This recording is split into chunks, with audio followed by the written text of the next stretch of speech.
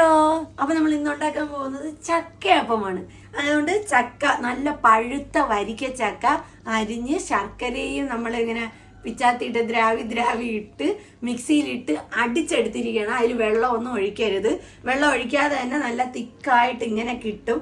ശർക്കരയും ചക്കയും കൂടെ മിക്സിയിലിട്ട് അടിച്ച് വെച്ചിരിക്കണേന്. അമ്മമാർ ഇതിൽ തേങ്ങയൊക്കെ ഇട്ട്, നമുക്ക് തേങ്ങയൊക്കെ ഇട്ടൊന്നും അലമ്പാക്കി വെക്കണ്ട. അപ്പം നമ്മൾ ഇതിലോട്ട് എന്ത് തട്ടാൻ പോകുന്നു? ഗോതമ്പ് മാവ് തട്ടാൻ പോവുകയാണ്. ഇവിടെ ഗോതമ്പ് മാവ് കുറവേ ഉള്ളതുകൊണ്ട് ചിഞ്ചു കുഞ്ഞമ്മയുടെ അടുത്ത് പോയി എടുത്തുകൊണ്ട് വന്നതാണ്.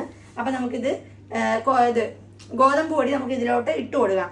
ആവശ്യത്തിന് ഇടാവൂ, അല്ലെങ്കിൽ നമ്മൾ ഇതുണ്ടല്ലേ ചക്കയുടെ ശർക്കരയുടെ മധുരം കുറഞ്ഞു പോവും. അപ്പൊ ഇള്ളൂളെ ഇടണം. എന്ത് ക്യാമറമാൻ, എന്തൊരു പ്രശ്നം. അപ്പൊ അവൾ ഇതിടണേ. അപ്പൊ ഇള്ളൂളം വെച്ച് വേണം ഇടാൻ. കാരണം നമുക്ക് ഉണ്ട ഇങ്ങനെ ഉരുട്ടുമ്പം അതിന് മയം വേണം. It's make ചക്കയപ്പം.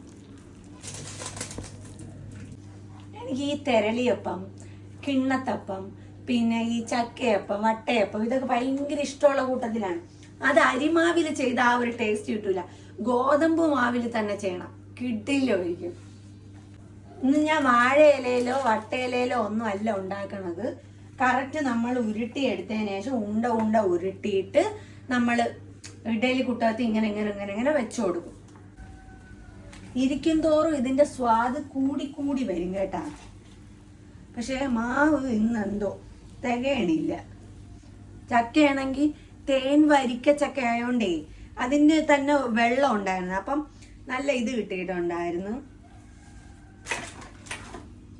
ഇതിപ്പോ ഞാൻ അനുവിന് കൊടുക്കണം, പിന്നെ ചിഞ്ചു ഞമ്മയ്ക്ക് കൊടുക്കണം. അപ്പൊ നമുക്ക് പിശുക്ക് വേണം ഉണ്ടാക്കാൻ. മാവ് തികയൂല, ഭയങ്കര കളകളായിരിക്കണം. ക്യാമറമാൻ ടേസ്റ്റ് ചെയ്യൂ.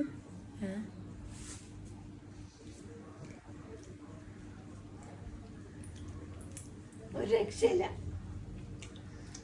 എന്തൊരു ടേസ്റ്റ്. ഞാൻ വലത്തേ കൈ വെച്ചാൽ തിന്നുമായിരുന്നു. പിന്നെ നിങ്ങളൊക്കെ ബിഗ് ബോസിൽ കണ്ടിട്ട് വലത്തേ കൈ അങ്ങനെയൊക്കെ പറഞ്ഞാൽ പിന്നെ ഇടത്തെ കൈ കൊണ്ട് തിന്നണം. ഇടത്തെ കൈ കൊണ്ട് തിന്നാലും നിങ്ങൾ പറയും. ഞാൻ ഇതെന്തായാലും കുളമാക്കാൻ പോവുകയാണ്.